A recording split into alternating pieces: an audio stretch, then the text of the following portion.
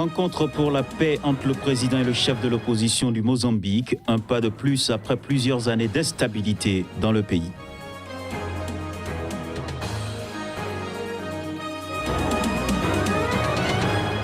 Élection présidentielle et générale au Kenya, l'incertitude s'empare des populations qui se déplacent dans tous les sens.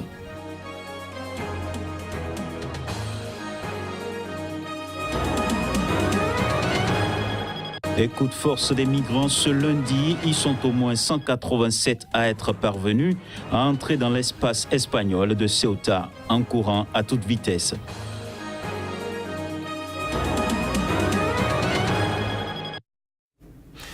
Bonsoir et bienvenue.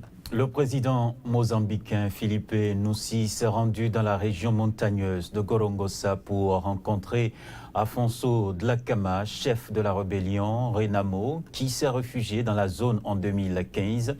Les observateurs parlent d'une importante étape vers la paix après plusieurs années d'instabilité dans le pays.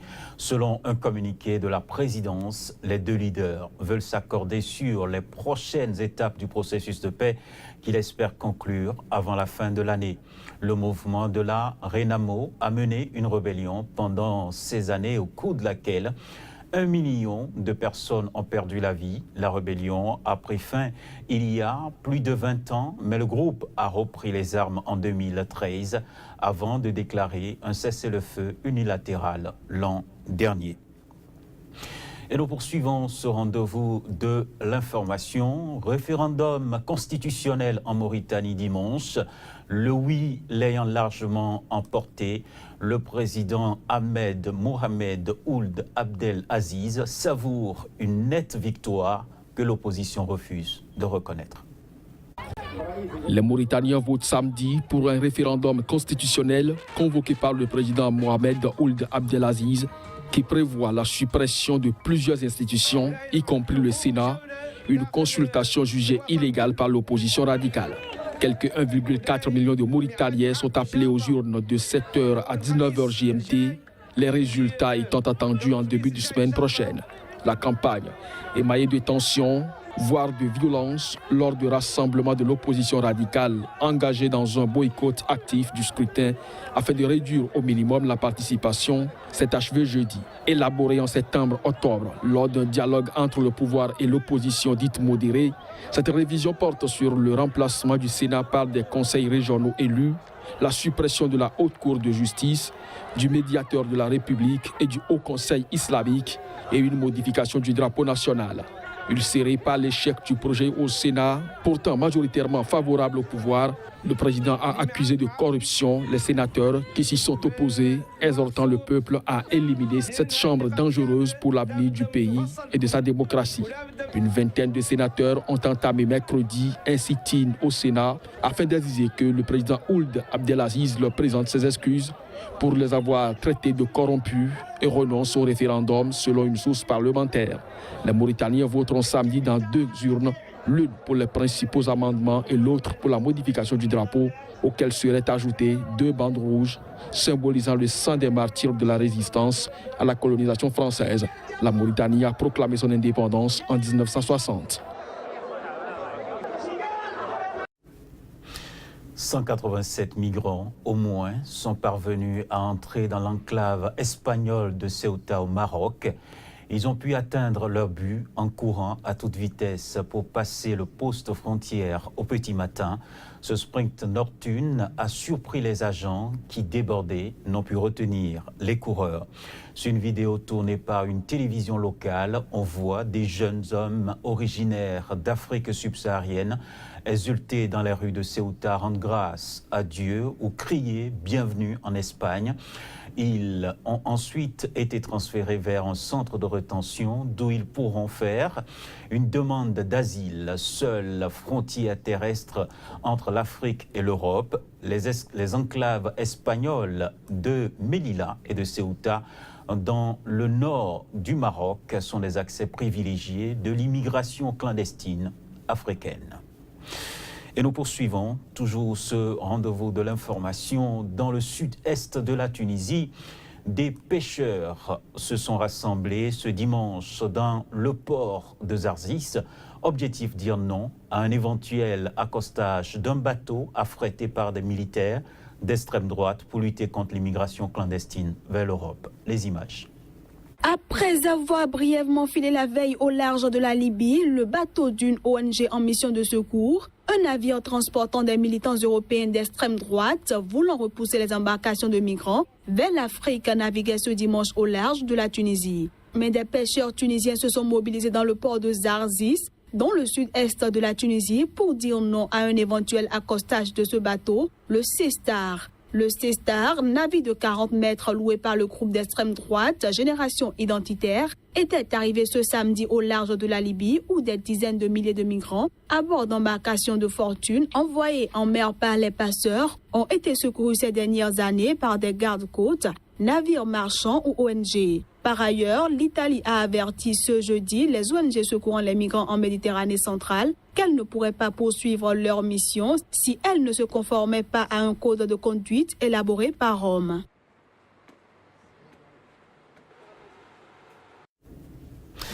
Et nous poursuivons. De jeunes Tunisiens sous un soleil de plomb tentent de convaincre les passants de s'inscrire sur les listes électorales, ce en prévision des municipales de décembre. Mais canicule et désenchantement leur compliquent la tâche. Une inscription sur les listes électorales en prévision des municipales de décembre en Tunisie. Les autorités ont multiplié les initiatives rapprochant les centres d'inscription plus proches que possible des électeurs. Mais rien n'y fit. On continue de traîner les pas. Les potentiels électeurs se font toujours désirer. Ça ne démarre pas trop bien parce que les Tunisiens ne croient plus aux politiques, aux partis et même le mouvement civil, là, on n'y croit plus parce qu'il n'y a plus rien. Ça parle, il n'en veut pas rien. Pour le président de l'instance régionale pour les élections, les données peuvent bien changer dans les tout prochains jours si les différentes composantes de la société arrivent réellement à mettre la main à la pâte. Je constate que les partis politiques et la société civile ne sont pas plutôt engagés comme c'était le cas durant 2011 et 2014. Prévu pour le 17 décembre, soit 6 ans, jour pour jour après l'immolation du jeune vendeur ambulant Mohamed Bouazizi, point de départ de la révolution tunisienne, le scrutin est censé ancrer le processus démocratique à l'échelle locale. Il pourrait aussi permettre d'améliorer un quotidien dont la dégradation depuis 2011 irrite les Tunisiens. Car dans la foulée du soulèvement, les municipalités ont été dissoutes et remplacées par des équipes provisoires. Depuis, la gestion des villes est des plus défaillantes. Direction le Kenya. Face à l'incertitude des élections générales du mardi, de nombreux Kenyans ont choisi de ne rien prendre à la légère.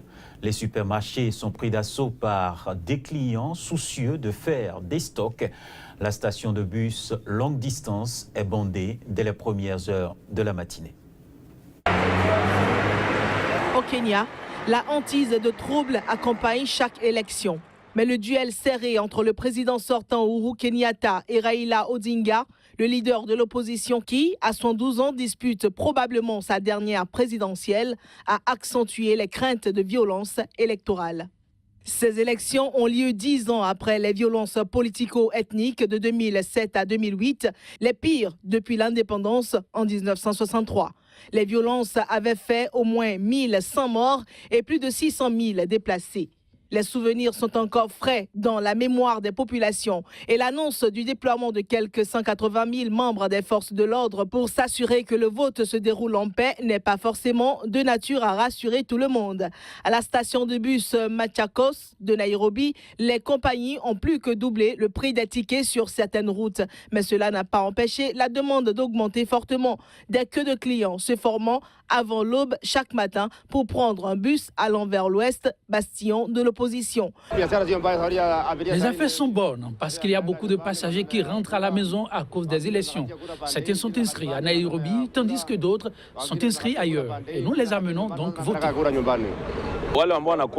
Ceux qui sont inscrits comme électeurs à Nairobi, il n'y a pas besoin de leur donner une place dans les autobus, car s'ils voyagent, ils ne voteront pas.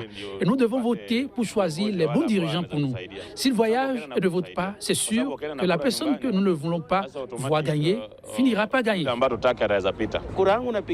Je vais voter à Kisumu et je voterai dès 6 heures du matin. Et je me permets de me demander où les gens vont comme ça en courant, au lieu de rester là où ils sont inscrits pour voter. C'est l'erreur que nous faisons.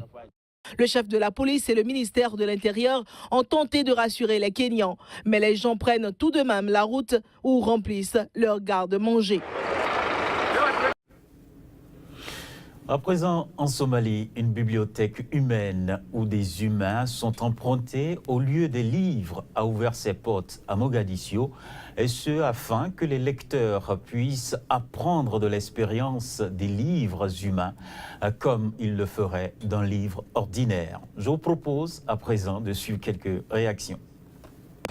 These people, while known as human books, Ces gens que l'on appelle des livres humains partagent volontairement leur histoire personnelle et leur expérience pour défier les préjugés communautaires, les discriminations en raison de la religion, le travail, le statut social, le sexe, la couleur de la peau, les capacités, la santé, l'idéologie et d'autres problèmes liés à cela. health, ideology, and related issues.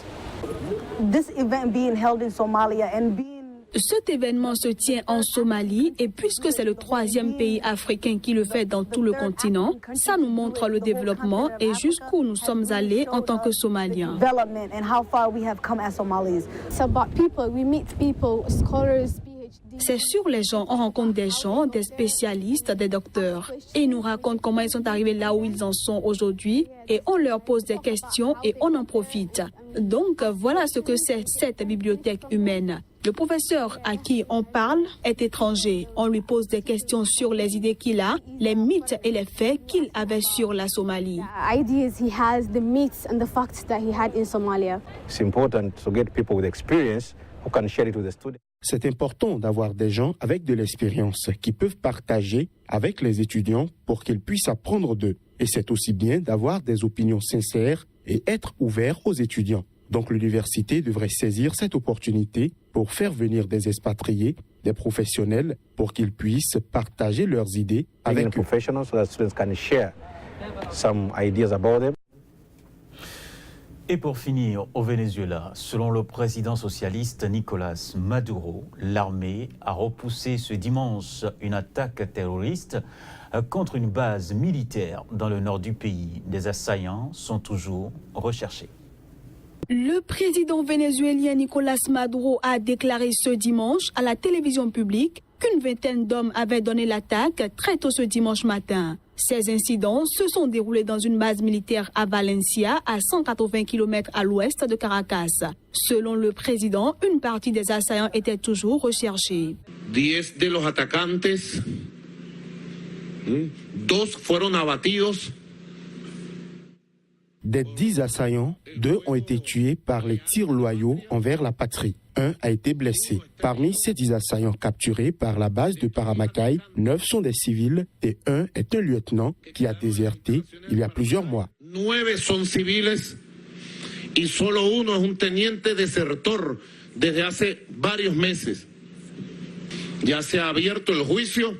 Le procès a déjà commencé et je demande la peine maximale pour tous ceux qui ont comploté dans cette attaque terroriste, la peine maximale. Et ils n'auront aucun avantage, sous aucun respect ou aspect civil aux déserteurs. Ils n'ont pas réussi à faire dévier la direction démocratique et constituante du pays. Ils n'y arriveront pas. L'Assemblée constituante est arrivée et la paix, la cohabitation, la démocratie et le respect entre les Vénézuéliens seront consolidés. Toujours ce dimanche, la base militaire était gardée par des véhicules blindés et des hommes armés et survolée par des hélicoptères. Des dizaines de personnes ont dressé des barricades aux environs de la ville à l'aide de troncs d'arbres et y ont brûlé des ordures. Mais des affrontements ont éclaté avec des militaires de la garde nationale qui les ont dispersés à coups de gaz lacrymogène et de tirs de balles en caoutchouc. C'est sur ces images que nous clôturons ce rendez-vous de l'information. Mesdames et messieurs, merci pour votre attention.